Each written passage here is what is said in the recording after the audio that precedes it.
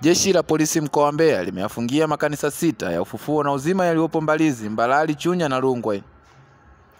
Kamanda wa polisi mkoa wa Mbeya SACP Benjamin Kuzaga amesema wameyafungia makanisa hayo kufuatia tamko la serikali lilotolewa Juni 2, 2025.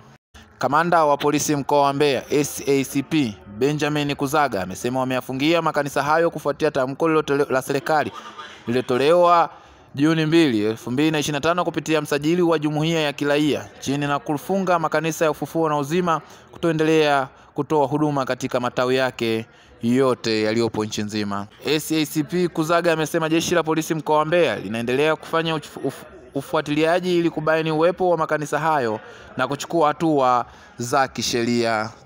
Nikiripoti kutoka jijini Mbeya, Mikael Mwakasege, Kankono TV. Makanisa 6 ya Ufunuo na Uzima katika mkoa wa Mbeya pia yamefungwa. Hii ni kufuatia tamko la serikali kupitia msajili wa jumuiya za kiraia nchini la kufunga makanisa ya Ufufuo na Uzima na kwamba kutoendelea kufanya shughuli katika matawi yake yote yaliyopo nchini. Hivyo jeshi la polisi mkoa wa Mbeya baada ya kupokea maelekezo hayo tuliweza kufanya ufuatiliaji na kufikia tarehe 5 mwezi wa 6 mwaka 2025 jumla ya makanisa 6 ya Ufufuo na Uzima yaliweza kufungwa katika mkoa wetu wa Mbeya, na haya yalifungwa moja likiwa katika wilaya Mbalizi, wilaya ya polisi Mbalizi, mawili yakiwa katika wilaya Chunya, moja katika wilaya Mbeya na nyingine katika wilaya Mbalali. Kwa hiyo kufanya jumla na moja katika wilaya Kyela, na kufanya jumla ya makanisa 6 katika mkoa wetu.